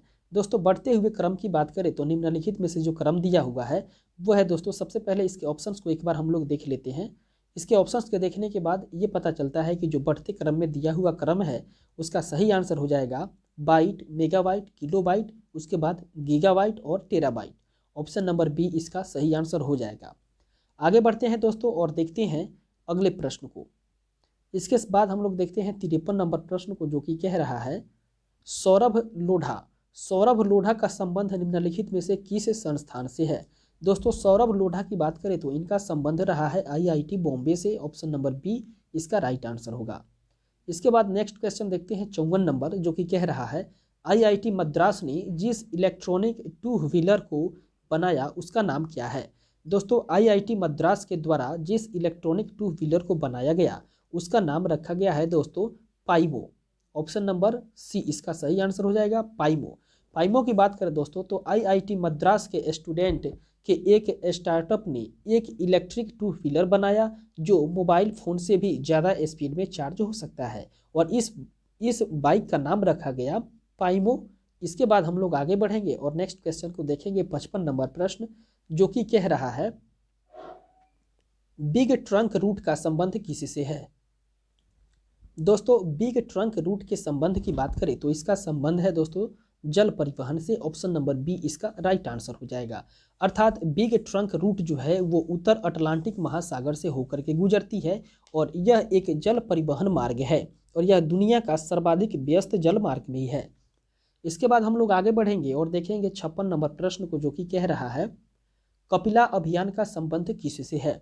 दोस्तों कपिला अभियान की बात करें तो इसका संबंध है बौद्धिक संपदा से। ऑप्शन नंबर सी इसका राइट आंसर होगा। नेक्स्ट क्वेश्चन देखते हैं 57 नंबर प्रश्न, जो कि कह रहा है मनोज दास जिन्हें पद्म सम्मान से सम्मानित किया गया है उनका संबंध निम्नलिखित में से किससे है। अर्थात मनोज दास का संबंध है वो हो जाएगा दोस्तों आपका ऑप्शन नंबर सी अर्थात साहित्य एवं शिक्षा से। मनोज दास का संबंध है साहित्य एवं शिक्षा से। इसके बाद हम लोग आगे बढ़ेंगे और नेक्स्ट क्वेश्चन को देखते हैं 58 नंबर प्रश्न को, जो कि कह रहा है DRDO ने किस प्रथम एंटी रेडिएशन मिसाइल का निर्माण किया है। दोस्तों DRDO की बात करें तो इसके द्वारा जो निर्माण किया गया है वो है रुद्रम-1। ऑप्शन नंबर ए इसका सही आंसर हो जाएगा, रुद्रम-1। अर्थात DRDO किस प्रकार की एंटी रेडिएशन अर्थात रुद्रम-1 नामक एंटी रेडिएशन मिसाइल का निर्माण किया गया। दोस्तों बात करें रुद्रम-1 के बारे में तो ये देश की पहली एंटी रेडिएशन मिसाइल है जिसे कि DRDO ने भारतीय एयरफोर्स के लिए तैयार किया है। दोस्तों रुद्रम का जो सफल परीक्षण है वो रुद्रम का सफल परीक्षण सुखोई 13 लड़ाकू विमान से भी किया जा चुका है और यह मिसाइल जो है वो दुश्मनों के रडार तथा ट्रांसमीटर सिग्नलों को ध्वस्त कर देता है। इसके बाद हम लोग आगे बढ़ेंगे और नेक्स्ट क्वेश्चन को देखेंगे 59 नंबर प्रश्न को, जो कि कह रहा है फ्रेंच ओपन 2020 महिला विजेता कौन थी। दोस्तों फ्रेंच ओपन 2020 की महिला विजेता की बात करें तो वो थी दोस्तों स्वितेक। ऑप्शन नंबर ए इसका राइट आंसर हो जाएगा, स्वितेक। इसके बाद हम लोग आगे बढ़ते हैं और देखते हैं नेक्स्ट क्वेश्चन को। इस तरीके से 60 नंबर प्रश्न कह रहा है ग्लोबल स्मार्ट सिटी इंडेक्स में कौन से शहर को प्रथम स्थान मिला हुआ है। दोस्तों ग्लोबल स्मार्ट सिटी इंडेक्स ये तत्कालिक एग्जाम की समय की बात है, तो इसके अनुसार जो है वो प्रथम स्थान पाने वाला जो शहर है वह है दोस्तों सिंगापुर। ऑप्शन नंबर बी इसका राइट आंसर हो जाएगा। आगे बढ़ते हैं नेक्स्ट क्वेश्चन को देखते हैं 61 नंबर प्रश्न को, जो कि कह रहा है ग्लोबल पीकॉक इन्वायरमेंट अवार्ड 2020 किसे मिला हुआ है। दोस्तों ग्लोबल पीकॉक इन्वायरमेंटल अवार्ड 2020 जो है उसे प्राप्त करने वाले हैं सैल अर्थात SAIL के द्वारा प्राप्त किया गया है। ऑप्शन नंबर सी इसका राइट आंसर होगा। नेक्स्ट क्वेश्चन देखते हैं 62 नंबर प्रश्न, जो कि कह रहा है इन्फ्यूजर अर्थात ENFUSER और सिलम अर्थात SILAM का संबंध किस क्षेत्र से है। दोस्तों इसका संबंध जो है वो पर्यावरण के क्षेत्र से है। ऑप्शन नंबर डी इसका राइट आंसर हो जाएगा। दोस्तों भारतीय मौसम विज्ञान विभाग, जिसको कि IMD भी कहा जाता है, उसने राष्ट्रीय राजधानी के लिए एक उन्नत हाई रिजोल्यूशन वायु गुणवत्ता प्रारंभिक चेतावनी प्रणाली ENFUSER अर्थात इन्वायरमेंटल इंफॉर्मेशन फ्यूजन सर्विस का संचालन शुरू किया है। दोस्तों देश के बाकी हिस्सों के लिए एक और मॉडल ऑपरेशनलाइज किया जाएगा और इसके बाद में IMD ने वैश्विक उत्सर्जन आविष्कारों को लागू करके system for integrated modelling of atmospheric cooperation अर्थात SILAM में भी सुधार किया है। इस तरीके से हम लोग आगे बढ़ेंगे और देखेंगे 63 नंबर प्रश्न को, जो कि कह रहा है भारत ने निम्न में से किस ई मार्केट को लॉन्च किया है। दोस्तों भारत ने निम्न में से किस ई मार्केट को लॉन्च किया है, तो इसका सही आंसर हो जाएगा CAIT। ऑप्शन नंबर ए इसका सही आंसर हो जाएगा, CAIT। दोस्तों CAIT की बात करें तो इसका फुल फॉर्म होता है confederation of all India traders. दोस्तों भारत के करीब 8 करोड़ व्यापारियों का ये संगठन है और इसने ही वेंडर मोबाइल एप्लीकेशन भारत ई मार्केट को दिल्ली में लॉन्च किया और यह ऐप सीधे तौर पर अमेजन तथा फ्लिपकार्ट को टक्कर देगा। इसके बाद हम लोग आगे बढ़ेंगे और देखेंगे अगले प्रश्न को, 64वें नंबर प्रश्न को देखें, जो कि कह रहा है making of a general Himalayan echo hard cover पुस्तक के लेखक कौन है। दोस्तों इसका सही आंसर हो जाएगा ऑप्शन नंबर ए अर्थात कांसम हिमालय सिंह। आगे बढ़ेंगे और देखेंगे अगले प्रश्न को, 45 नंबर प्रश्न, जो कि कह रहा है गुलजार देहलवी का संबंध किस क्षेत्र से है। दोस्तों बात करें गुलजार देहलवी का तो इनका संबंध है दोस्तों शायर से अर्थात ये एक शायर है। ऑप्शन नंबर ए इसका राइट आंसर होगा। दोस्तों बात करें गुलजार देहलवी के बारे में तो गुलजार देहलवी जो है इनका वास्तविक नाम है पंडित आनंद मोहन जुस्ती, जिनको कि गुलजार देहलवी के नाम से भी ये मशहूर हैं। दोस्तों ये एक उर्दू साहित्य जगत के लिए मशहूर शायर एवं गजलकार भी हैं और इनके जन्म की बात करें तो इनका जन्म 7 जुलाई 1926 ईस्वी को पुरानी दिल्ली में तथा इनकी मृत्यु की बात करें तो 12 जून 2020 ईस्वी को हो गई और इनकी जो रचना है वो प्रमुख रचना है दोस्तों कुलियात ए गुलजार, जिसका प्रकाशन मार्च 2011 में किया गया। इस तरीके से आगे बढ़ेंगे और देखेंगे अगले प्रश्न को 66 नंबर प्रश्न जो कि कह रहा है इसरो का शैक्षिक सेंटर कहाँ है। दोस्तों इसरो की शैक्षिक सेंटर की बात करें तो वो है कर्नाटका में, ऑप्शन नंबर सी इसका राइट आंसर हो जाएगा।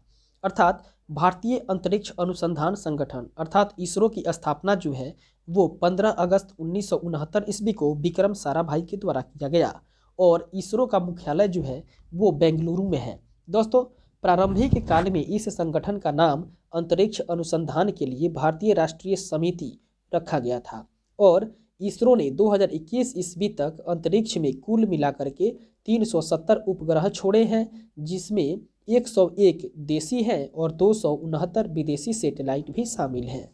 इसके बाद हम लोग आगे बढ़ते हैं और देखते हैं अगले प्रश्न को।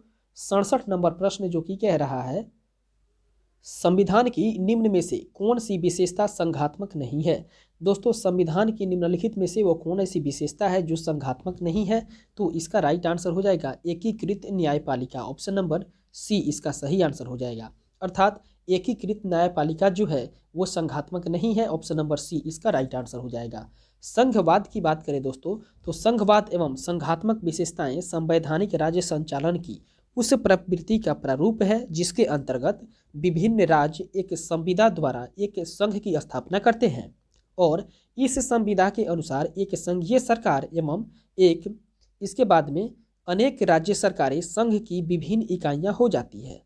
अर्थात एक बार फिर से यदि इस बात को समझें तो संघवाद एवं संघात्मक विशेषताएं जो है वो संविधान राज्य संचालन की उस प्रवृत्ति का प्रारूप है जिसके अंतर्गत विभिन्न राज्य एक संविदा द्वारा एक संघ की स्थापना करते हैं और इस संविदा के अनुसार एक संघीय सरकार एवं अनेक राज्य सरकारें संघ की विभिन्न इकाइयां हो जाती है। इसके बाद में एकीकृत न्यायपालिका संविधान के संघात्मक विशेषता को इंगित नहीं करता है। आगे बढ़ेंगे, नेक्स्ट क्वेश्चन को देखेंगे। इस तरीके से दोस्तों देखें हम लोग 68 नंबर प्रश्न को, तो कह रहा है निम्न में से कौन नदी का निक्षेप है। दोस्तों नदी के निक्षेप की बात करें तो वो है जलोढ़ पंख, ऑप्शन नंबर ए इसका सही आंसर हो जाएगा। जलोढ़ पंख बालू, बजरी तथा अन्य निक्षेपों की पंख की आकृति जिसका शीर्ष ऊर्ध्व प्रवाही और ढाल उत्तर होता है। इसका निर्माण जो है वो उस समय होता है जब कोई बहने वाली नदी किसी खुले मैदान या घाटी में प्रवेश करती है और अपने साथ लाए गए अवसादों को जमा कर देती है। दोस्तों फ्रांस का जो पिरेनीज पर्वत है वो और चीन का जो पर्वत है चीन का जो रेगिस्तान है जिसका नाम है तकलामकान जो रेगिस्तान है वो जलोढ़ पंख के लिए प्रसिद्ध है।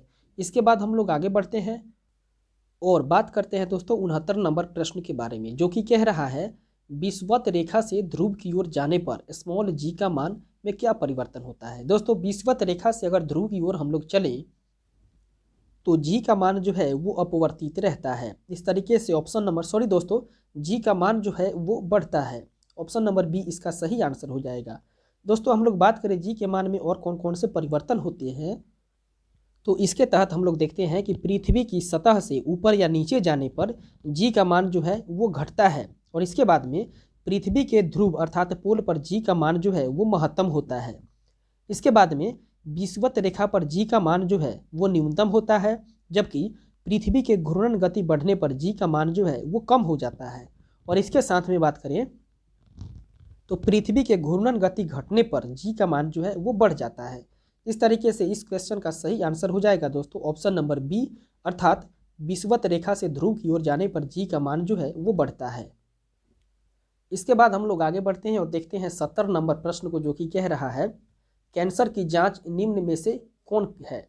दोस्तों कैंसर की जांच की बात करें तो निम्नलिखित में से वो है दोस्तों बायोप्सी, ऑप्शन नंबर डी इसका राइट आंसर हो जाएगा बायोप्सी, अर्थात कैंसर की जांच है बायोप्सी।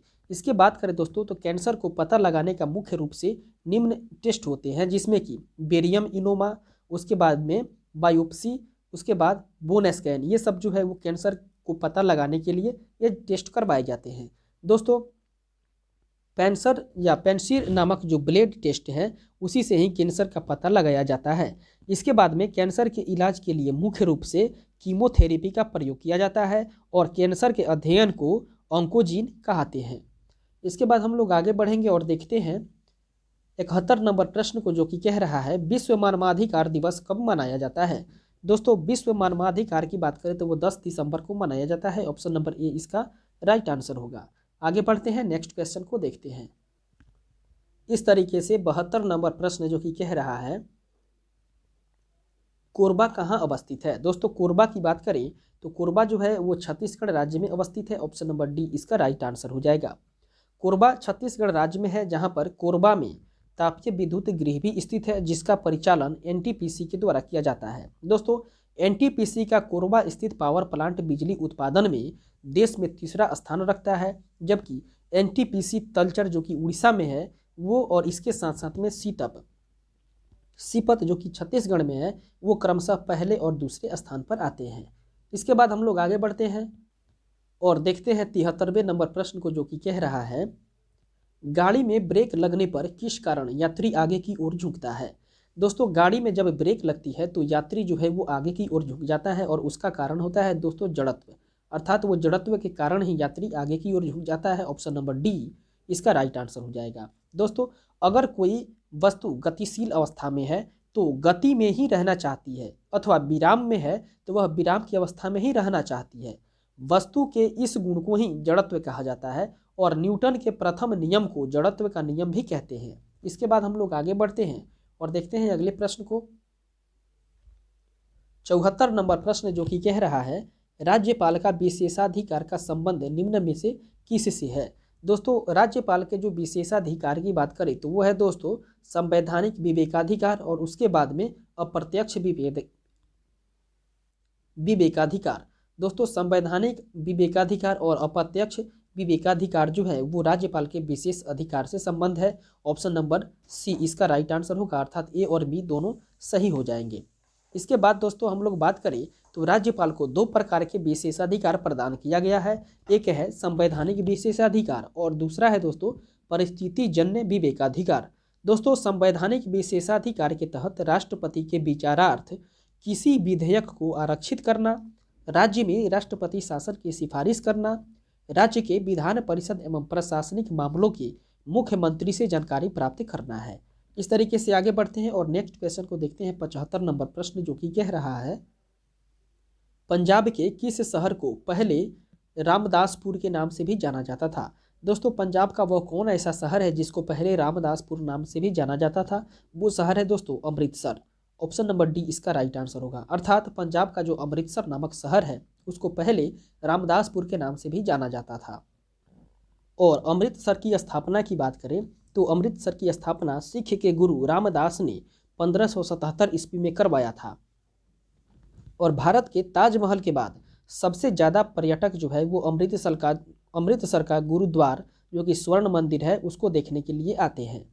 इसके बाद हम लोग आगे बढ़ेंगे और देखेंगे 76वें नंबर प्रश्न को, जो कि कह रहा है यदि किसी आंकड़े की प्रत्येक प्रविष्टि में 7 जोड़ा जाता है तो उसके समानांतर माध्य पर क्या प्रभाव पड़ेगा। दोस्तों यदि किसी आंकड़े की प्रत्येक प्रविष्टि में 7 को जोड़ दिया जाए तो उसके समानांतर माध्य पर पड़ने वाले प्रभाव की बात करें तो वो प्रभाव पड़ेगा, वो 7 बढ़ जाएगा। ऑप्शन नंबर बी इसका सही आंसर हो जाएगा। इस तरीके से हम लोग आगे बढ़ेंगे और देखेंगे 77 नंबर प्रश्न को, जो कि कह रहा है सोहन और मोहन स्कूल से 3.5 किलोमीटर प्रति घंटा और 4 किलोमीटर प्रति घंटा की चाल से चलना शुरू करते हैं। यदि वे एक ही दिशा में चलना शुरू करते हैं तो उन्हें एक दूसरे से 1.5 किलोमीटर दूर होने में कितना समय लगेगा। दोस्तों इसका सही आंसर हो जाएगा ऑप्शन नंबर सी, अर्थात 3 घंटा लगेंगे। कॉपी और कलम से आप लोग इसे बनाने का प्रयास करेंगे, क्योंकि पर्याप्त जगह और स्थान नहीं होने की वजह से हम लोग इसे यहाँ पे डिस्कस नहीं कर सकते हैं। फिलहाल आगे बढ़ते हैं और देखते हैं अगले प्रश्न को। 78 नंबर प्रश्न जो कि कह रहा है यदि x सेंटीमीटर और 153 के मसप अर्थात HCF को 85x - 153 के रूप में व्यक्त किया जा सकता है तो x का मान क्या होगा। दोस्तों x की मान की बात करें तो x का मान 2 आ जाएगा। ऑप्शन नंबर बी इसका राइट आंसर हो जाएगा 2। इस तरीके से आगे बढ़ते हैं और देखते हैं अगले प्रश्न को। 79 नंबर प्रश्न जो कि कह रहा है रानी ने अपने पास मौजूद धनराशि में से 6.25% खर्च कर दिया। यदि उसके द्वारा व्यय की गई राशि 75 रुपया है तो उसके पास कितनी राशि बचेगी दोस्तों, या कितनी राशि थी। अर्थात 6.25 जो है वो 75 के बराबर है, तो 100% किसके बराबर होगा। तो इसका राइट आंसर हो जाएगा दोस्तों ऑप्शन नंबर ए, अर्थात उसके पास जो है वो 1200 रुपये थी। इस तरीके से हम लोग आगे बढ़ेंगे और देखेंगे अगले प्रश्न को। 80 नंबर प्रश्न जो कि कह रहा है, दिए गए विकल्पों में से उस संख्या का चयन कीजिए जो निम्न श्रेणी में अगले स्थान पर आएगी। दोस्तों इस तरीके से हम लोग देखें, इस सीरीज को पूरा करें तो इस सीरीज में जो अगला नंबर आ जाएगा वो आएगा दोस्तों 120 का। ऑप्शन नंबर डी इसका राइट आंसर होगा 120। इस तरीके से हम लोग आगे बढ़ते हैं और देखते हैं 81 नंबर प्रश्न को, जो कि कह रहा है, उस विकल्प का चयन करें जिसका पैसा के साथ वही संबंध है जो सेंटीमीटर का मीटर के साथ से है। दोस्तों इसका राइट आंसर हो जाएगा ऑप्शन नंबर सी, अर्थात रुपया हो जाएगा। अर्थात पैसा का जो संबंध है वो रुपया से हो जाएगा। ऑप्शन नंबर सी इसका राइट आंसर होगा। आगे बढ़ते हैं, नेक्स्ट क्वेश्चन को देखते हैं। इस तरीके से 82 नंबर प्रश्न जो है वो कह रहा है, यदि ए बराबर है 26 के और टी बराबर है 7 के, तो दिया हुआ जो ये अल्फ़ाबेट है ऑथेंटिक, इसके लिए कौन सा यहाँ पे न्यूमेरिक प्रयोग किया जाएगा। दोस्तों ये रीजनिंग से संबंधित प्रश्न है और इसमें देखने को ये मिल रहा है कि ए का जो अल्फ़ाबेटिकल स्थान होता है वो 1 होता है, लेकिन यहाँ पे 26 दिया हुआ है, अर्थात इसका ऑपोजिट डायरेक्शन या ऑपोजिट नंबर को लिया गया है। दोस्तों ए का उल्टा जेड होता है और जेड का क्रम जो है वो 26 है, तो यहाँ पर ए का क्रम 26 ले लिया गया है। ठीक उसी प्रकार और भी अक्षर का लिया गया है और भी लेटर का लिया गया है, अर्थात ऑपोजिट इसका नंबर लिया गया है। तो अपोजिट करने के बाद ऑथेंटिक का जो सही कॉम्बिनेशन है वो हो जाएगा दोस्तों ऑप्शन नंबर ए, इसका राइट आंसर बन जाएगा। इस तरीके से हम लोग आगे बढ़ेंगे और देखेंगे अगले प्रश्न को। 83 नंबर प्रश्न जो कि कह रहा है, उस विकल्प का चयन करें जिसका तीसरे पद के साथ वही संबंध है जो दूसरे पद का पहले पद से है। तो इसका सही आंसर हो जाएगा दोस्तों ऑप्शन नंबर ए, अर्थात दिन का जो संबंध है सप्ताह से है, ठीक उसी प्रकार माह का संबंध जो है वो वर्ष से हो जाएगा। ऑप्शन नंबर ए इसका सही आंसर होगा वर्ष। आगे बढ़ते हैं और देखते हैं अगले प्रश्न को। 84 नंबर प्रश्न जो कि कह रहा है, एक अर्धगोले का व्यास 7 सेंटीमीटर है और इसका कुल पृष्ठीय क्षेत्रफल कितना हो जाएगा। दोस्तों दिया हुआ है एक अर्धगोले का व्यास है 7 सेंटीमीटर, तो जाहिर सी बात है कि जब व्यास 7 सेंटीमीटर दिया हुआ है तो अर्धगोले का त्रिज्या हो जाएगा 7/2। इस तरीके से दोस्तों हम लोग जानते हैं कि अर्धगोले का कुल पृष्ठीय क्षेत्रफल होता है 3πr²। इसके बाद में इस फॉर्मूले पर यदि हम लोग पुटअप करें तो 3 की जगह पे 3 हो जाएगा, यहाँ पे पाई का मान हो जाएगा 22/7 और आर की बात करें तो आर का मान हो जाएगा दोस्तों, अभी यहाँ पर व्यास जब 7 दिया हुआ है तो आर इसका हो जाएगा 7/2। इसको हम लोग फिर से फ्रेश करने का प्रयास करेंगे। आप लोग इसे कॉपी और कलम पे बना लेंगे, लेकिन हम लोग एक हिंट्स के सहारे चलते हैं। दोस्तों हम लोगों ने देखा कि यहाँ पे डी अर्थात व्यास दिया हुआ है 7, तो इसका जो त्रिज्या है वो हो जाएगा दोस्तों 7/2। और चूँकि हम लोग जानते हैं कि अर्धगोले का कुल पृष्ठीय क्षेत्रफल होता है 3πr², तो 3 की जगह पर 3 और पाई की जगह पर 22/7 को लिखेंगे और आर की जगह पर लिखेंगे 7/2 गुने 7/2, क्योंकि यहाँ पर स्क्वायर किया गया है। और इसको यदि हम लोग काटेंगे तो काटने के बाद आंसर जो है वो आ जाएगा 115.50। 115.50 इसका आंसर आ जाएगा। तो इसका सही आंसर हो जाएगा दोस्तों ऑप्शन नंबर ए, इसका राइट आंसर होगा। इस तरीके से हम लोग आगे बढ़ेंगे और देखेंगे अगले प्रश्न को। 85 नंबर प्रश्न जो कि कह रहा है, इनमें से कौन सी 3 और 5 के बीच की एक अपरिमेय संख्या है। दोस्तों निम्नलिखित 4 ऑप्शंस में से बताना है कि कौन सा ऑप्शन जो है वो 3 और 5 के बीच की अपरिमेय संख्या है। तो इसका राइट आंसर हो जाएगा दोस्तों ऑप्शन नंबर डी, अर्थात √17 जो है वो 3 और 5 के बीच की अपरिमेय संख्या है, √17। इसके बाद हम लोग आगे बढ़ते हैं और नेक्स्ट क्वेश्चन को देखते हैं। अगला प्रश्न 86 नंबर जो कि कह रहा है, 12 और 30 का तृतीय अनुपाती ज्ञात कीजिए। दोस्तों 12 और 30 के तृतीय अनुपाती की बात करें तो इसका राइट आंसर हो जाएगा दोस्तों ऑप्शन नंबर डी, अर्थात इसका 75 सही आंसर हो जाएगा। दोस्तों तृतीय अनुपाती निकालने का जो सूत्र होता है वो होता है b²/a, अर्थात हम लोग यदि मानते हैं यहाँ पर 30 को, ये मान लेते हैं दोस्तों यहाँ पे 12 को और b मान लेते हैं 30 को, तो इस फॉर्मूले पे यदि पुटअप करें तो हो जाएगा 30 × 30 बटा ए के जगह पर हो जाएगा 12। और इसको यदि हम लोग काटें तो हम लोग देखते हैं 30 गुना 30 बटा 12 को यदि हम लोग करें तो इसको काटने के बाद इसको काटेंगे 6 दूना 12 और 6 पच्चे 30। इसके बाद में फिर 2 से काटेंगे तो 2 पंद्रहिया 30 और 15 पचे 75। इसका राइट आंसर हो जाएगा। तो इसका सही आंसर हो जाएगा दोस्तों ऑप्शन नंबर डी, इसका राइट आंसर हो जाएगा। अर्थात 12 और 30 का तृतीय अनुपाती जो है वो 75 हो जाएगा। इस तरीके से हम लोग आगे बढ़ते हैं और देखते हैं अगले प्रश्न को। 87 नंबर प्रश्न जो कि कह रहा है उस वेन आरेख का चयन करें जो दिए गए वर्गों के बीच के संबंध को सर्वोत्तम ढंग से निरूपित करता है। दोस्तों वर्ग दिया हुआ है अमरूद, आलू और सब्जी। अमरूद, आलू और सब्जी के लिए हम लोग सही वेन डायग्राम की बात करें तो इसका राइट आंसर हो जाएगा दोस्तों option number C. Option number C इसका सही आंसर हो जाएगा। अर्थात आलू सब्जी के अंतर्गत आता है और अमरूद जो है वो फल के अंतर्गत आता है। इस तरीके से हम लोग आगे बढ़ेंगे और देखेंगे अगले प्रश्न को। 88 नंबर प्रश्न जो कि कह रहा है दिए गए विकल्पों में से उस संख्या का चयन कीजिए जो निम्न श्रेणी में अगले स्थान पर आएगी।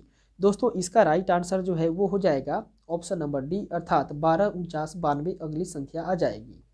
इस तरीके से हम लोग आगे बढ़ेंगे और नेक्स्ट क्वेश्चन को देखेंगे। 89 नंबर प्रश्न जो कि कह रहा है दिए गए विकल्पों में से उस संख्या का चयन करें जो निम्नलिखित श्रेणियों में अगले स्थान पर आएगी। यह भी सीरीज से संबंधित क्वेश्चन है दोस्तों, तो इसका सही आंसर होगा ऑप्शन नंबर ए। आगे बढ़ते हैं नेक्स्ट क्वेश्चन को देखते हैं। 90 नंबर प्रश्न जो कि कह रहा है ये कोडिंग डिकोडिंग से संबंधित है दोस्तों, रीजनिंग का क्वेश्चन है। कह रहा है किसी विशेष कूट भाषा में हंगर को इतना लिखा जाता है और उसी कूट भाषा में दोस्तों स्विमिंग को क्या लिखा जाएगा। इस तरीके से दोस्तों इसका सही आंसर जो है वो हो जाएगा ऑप्शन नंबर सी, अर्थात ऑप्शन नंबर सी इसका राइट आंसर होगा। इस तरीके से हम लोग आगे बढ़ते हैं और देखते हैं अगले प्रश्न को। 91 नंबर प्रश्न जो कि कह रहा है दिए गए पैटर्न का ध्यानपूर्वक अवलोकन करें और उस संख्या का चयन करें जो इनमें प्रश्न चिन्ह के स्थान पर आ सकती है। सबसे पहले हम लोग इस डायग्राम को देखें दोस्तों। इस डायग्राम में जो है वो एक सर्किल के अंदर कुछ संख्याओं को रखा गया है और उसमें यहाँ पर प्रश्नवाचक चिन्ह दे दिया गया है और बताना है कि इस प्रश्नवाचक चिन्ह पे कौन सी संख्या आएगी। सबसे पहले हम लोग इस डायग्राम को समझने का प्रयास करेंगे दोस्तों। इस डायग्राम में जो है वो कुछ भागों में इस सर्किल को बांटा गया है और बांटा गया है दोस्तों। और इसमें बांटने के बाद जो संख्या है वो एक दूसरे के समीप या उसके समानांतर संख्या बैठी हुई है। हम लोग देखते हैं कि 1 के समानांतर 1 है, ठीक उसी प्रकार 2 के समानांतर 8 है और इसके बाद 3 के समानांतर 27 है, जबकि 4 के समानांतर प्रश्नवाचक चिन्ह है। और हम लोग देख रहे हैं कि 1 के समानांतर 1 संख्या है, फिर उसी प्रकार 2 के समानांतर 8 है। तो 2 के समानांतर जो संख्या 8 है वो आखिरकार 8 हुई कैसे है। तो हम लोग यहाँ पे ये ध्यान देंगे कि 2 का जब क्यूब किया गया तो संख्या जो है वो 8 बन गई, अर्थात 2 गुने 2 गुने 2, 2 दूना 4 दूना 8 बन गई। ठीक उसी प्रकार यदि हम लोग देखें 3 के सामने जब 27 है तो 3 का जब क्यूब किया गया तो 3 गुना 3 गुना 3 अर्थात 3 तिया 9 त्रिका 27 बन गई, जो कि बिल्कुल सही है। ठीक उसी प्रकार देखना है कि इस प्रश्नवाचक चिन्ह पे क्या आएगी। दोस्तों प्रश्नवाचक चिन्ह के समीप में ये संख्या दिया हुआ है 4 और इसी प्रकार जिस प्रकार अन्य का घन किया गया या क्यूब किया गया तो 4 का भी हम लोग घन करेंगे या क्यूब करेंगे तो संख्या प्राप्त हो जाएगी 4 गुने 4 गुना 4। दोस्तों ये संख्या जो है वो मिल जाएगी 4 चौका 16, 16 में फिर 4 से गुना करेंगे तो मिलेगी 64। तो हम लोग देखते हैं ऑप्शंस में 64, तो इसका राइट आंसर होगा ऑप्शन नंबर बी, इसका सही आंसर हो जाएगा। फिर आगे बढ़ेंगे और देखेंगे अगले प्रश्न को। 92 नंबर प्रश्न जो कि कह रहा है उस विकल्प का चयन करें जिसका तीसरी संख्या से वही संबंध है जो दूसरी संख्या का पहली संख्या से है। दोस्तों यहाँ पे है 2:32, फिर समानुपात में है 4 और उसके बाद में प्रश्नवाचक चिन्ह है। तो इसका जो सही आंसर है दोस्तों वो हो जाएगा ऑप्शन नंबर डी, इसका राइट आंसर हो जाएगा। क्योंकि 2 का जब 2 का पावर 5 किया गया तो मिला दोस्तों 32, अर्थात 2 के पावर यदि 5 किया जाए तो 2 का पावर 5 का मतलब हो गया 2 गुने 2 गुना 2 गुना 2 गुने 2, 2 दूना 4 दूना 8 दूना 16 दूना 32। ठीक उसी प्रकार 4 का पावर भी 5 करना पड़ेगा, तो जब 4 का पावर 5 करेंगे तो मिलेगा दोस्तों 1024, ऑप्शन नंबर डी इसका राइट आंसर होगा। आगे बढ़ते हैं नेक्स्ट क्वेश्चन देखते हैं। 93 नंबर जो कि कह रहा है एक लड़के की ओर इशारा करते हुए सोहन ने कहा, सोहन कह रहा है एक लड़के की ओर इशारा करके कि वह राज का पुत्र है जो मेरी छोटी बहन का पिता है। राज का मोहन से क्या संबंध है? दोस्तों राज का मोहन से संबंध जो है वो हो जाएगा दोस्तों पिता का। ऑप्शन नंबर ए इसका सही आंसर होगा, पिता। इस तरीके से हम लोग आगे बढ़ेंगे और नेक्स्ट क्वेश्चन को देखेंगे। 94 नंबर प्रश्न जो कि कह रहा है, यदि जोड़ का अर्थ है घटाना, भागा का अर्थ है जोड़ना और घटाव का अर्थ है गुना करना तथा गुना का अर्थ है भाग देना, तो ये जो समीकरण दिया हुआ है 15 भगा 5 जोड़ 8, इसका मान कितना हो जाएगा? और यहाँ पे इंस्ट्रक्शन दे दिया है, तो यहाँ पे पहले दिया है दोस्तों भागा, भागा को हम लोग चेंज करेंगे, भागा का अर्थ यहाँ पे दिया हुआ है जोड़ना, तो ये समीकरण बन जाएगा 15 जोड़ 5। इसके बाद कोष्ट में आ जाएगा 5 और जोड़ने का अर्थ दिया हुआ है दोस्तों घटाना, तो 5 में से 8 घटेगा। इस प्रकार से इसको यदि हम लोग सॉल्व करें तो इसका सही आंसर होगा, सॉरी दोस्तों यहाँ पर जो है ये 5 नहीं रहेगा, यहाँ पे 5 नहीं रहेगा, लेकिन ये संख्या बनेगी 15 प्लस ये 15 प्लस 5 माइनस 8, और इसको यदि सरल किया जाए तो सरल करने के बाद संख्या प्राप्त हो जाएगी 12, अर्थात 5 में से 8 जाएगा -3 होगा। और हम लोग जानते हैं कि दोस्तों यहाँ पे आया है 15 और यहाँ पे जो भागा है, भागा का अर्थ है दोस्तों जोड़ना, फिर इसके बाद में जोड़ना का अर्थ हुआ था घटाना, अर्थात 5 में से जब 8 जाएगा तो ये -3 बनेगा और प्लस माइनस माइनस हो जाता है, तो 15 - 3 बराबर हो जाएगा 12, अर्थात इसका सही आंसर होगा ऑप्शन नंबर बी, इसका राइट आंसर होगा 12। फिर आगे बढ़ते हैं और देखते हैं अगले प्रश्न को। 95 नंबर प्रश्न जो कि कह रहा है, दिए गए विकल्पों में से उस अक्षर का चयन करें जो निम्नलिखित श्रृंखला में प्रश्न चिन्ह के स्थान पर आता हो। दोस्तों श्रृंखला दिया हुआ है ए बी डी और क्वेश्चन मार्क, इसके जगह पर कौन सा संख्या आएगा? तो इसका राइट आंसर होगा दोस्तों ऑप्शन नंबर ए, अर्थात जी आ जाएगा। फिर हम लोग आगे बढ़ते हैं, नेक्स्ट क्वेश्चन को देखते हैं। 96 नंबर प्रश्न जो कि कह रहा है, दिए गए विकल्पों में से उस संख्या का चयन कीजिए जो निम्नलिखित श्रेणी में प्रश्न चिन्ह के स्थान पर आएगी। तो इसका सही आंसर होगा दोस्तों ऑप्शन नंबर बी, इसका राइट आंसर हो जाएगा। ये सीरीज से संबंधित क्वेश्चंस हैं। फिर इसके बाद हम लोग आगे बढ़ते हैं, नेक्स्ट क्वेश्चन देखते हैं। 97 नंबर जो कि कह रहा है, दिए गए कथनों और निष्कर्षों को ध्यान से पढ़ें। नीचे एक कथन और इसके निष्कर्ष दिया गया है, उसको ध्यान से पढ़ना है और कथन में दी गई जानकारी को सत्य मानते हुए विचार करें।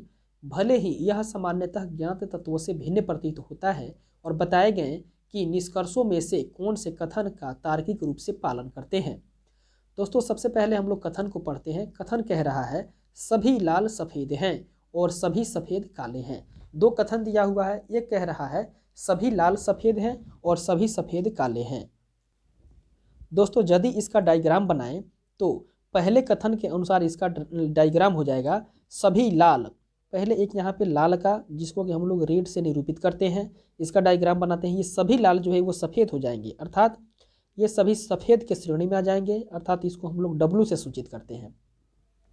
फिर उसके बाद बता रहा है कि सभी सफ़ेद काले हैं, तो ये सफ़ेद का जो डायग्राम है इसको भी हम लोग ले लेते हैं एक काले के अंदर, अर्थात इसको भी हम लोग ब्लैक से सूचित करते हैं, ब्लैक कर देते हैं। डायग्राम को एक बार हम लोगों ने ढंग से समझा कि सभी लाल सफ़ेद हैं और सभी सफ़ेद जो हैं वो ब्लैक अर्थात काले हैं। फिर इसके बाद अब हम लोग निष्कर्ष को देखते हैं। दोस्तों इसका निष्कर्ष जो है वो कह रहा है कि कुछ सफ़ेद काला है। एक बार फिर से हम लोग डायग्राम को देखेंगे।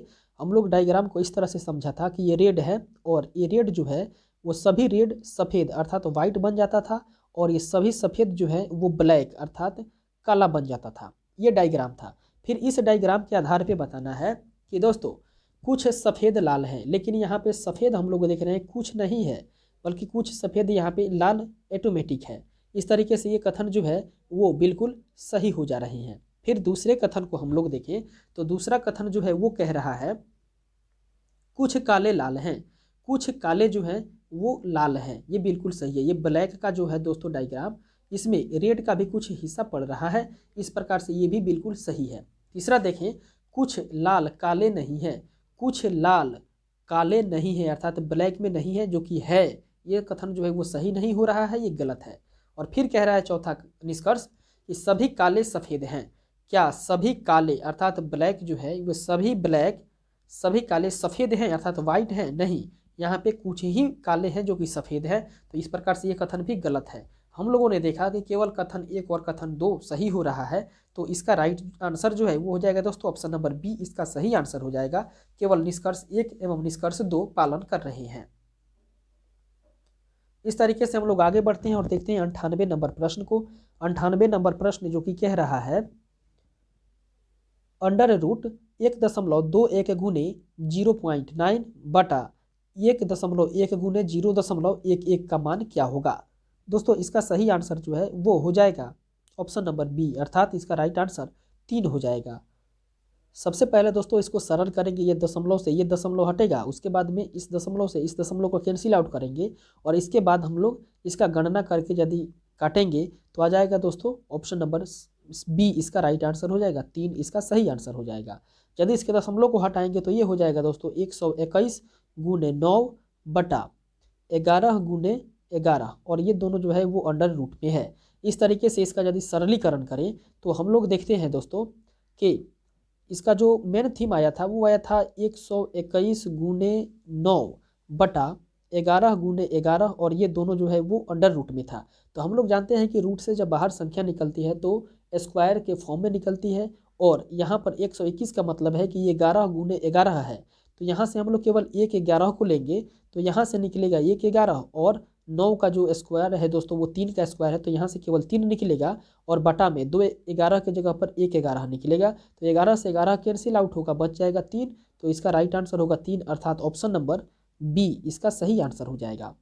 फिलहाल आगे बढ़ते हैं, नेक्स्ट क्वेश्चन को देखते हैं। 99 नंबर दोस्तों इस स्क्रीन पे अभी जो है वो स्पेस ज़्यादा नहीं होने की वजह से हम लोग मैथ को उतना बढ़िया ढंग तरीके से नहीं करके चल रहे हैं, लेकिन हिंट्स के वजह से आप लोग इसे कॉपी और कलम से ज़रूर बनाने का प्रयास करेंगे। फिलहाल हम लोग 99 नंबर प्रश्न को देखें जो कि कह रहा है दो घनों के आयतनों का अनुपात 64:1331 है, उसके कुल पृष्ठीय क्षेत्रफलों का अनुपात कितना होगा। दोस्तों कुल पृष्ठीय क्षेत्रफल के अनुपात की बात करें तो इसका सही आंसर हो जाएगा दोस्तों 16:121, ऑप्शन नंबर बी इसका राइट आंसर हो जाएगा। दोस्तों घन का अनुपात दिया हुआ है, घन के अनुपात की बात करें तो ये 64 और बटा अनुपात दिया हुआ है 1331, और ये घन है तो यहाँ पे घन आ जाएगा। फिर उस तरीके से हम लोग देखें तो ये 64 जो है वो 4 का घन है, और इसके बाद में ये 1331 जो है वो 11 का घन है। इस तरीके से घनों के कुल पृष्ठीय का अनुपात जो हो जाएगा वो हो जाएगा दोस्तों 4/11 और इसका स्क्वायर। यदि इसका स्क्वायर किया जाएगा तो 4 चौका 16 और उसके बाद में 11 का स्क्वायर 121, अर्थात इसका राइट आंसर होगा ऑप्शन नंबर बी। फिर आगे बढ़ते हैं और देखते हैं 100 नंबर प्रश्न और आज के सेशन का आखिरी प्रश्न जो कि कह रहा है दो संख्याओं का लघुत्तम समापवर्तक LCM 721 है और उन संख्याओं का अनुपात जो है वो 1.7 है, तो संख्याओं के योग ज्ञात करना है। दोस्तों संख्याओं के योग की बात करें तो वो हो जाएगा दोस्तों 824, अर्थात ऑप्शन नंबर बी इसका राइट आंसर हो जाएगा। दोस्तों हम लोग मान लेंगे कि पहला और दूसरी संख्या जो है क्रमशः 1 से है और 7 से है।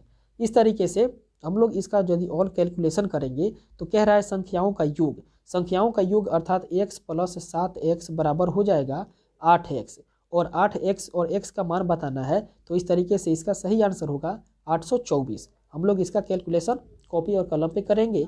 फिलहाल आगे बढ़ते हैं और अपने सेशन को यहीं पे स्थगित करते हैं, क्योंकि आज के सेशन के 100 के 100 प्रश्न को हम लोग देख चुके हैं।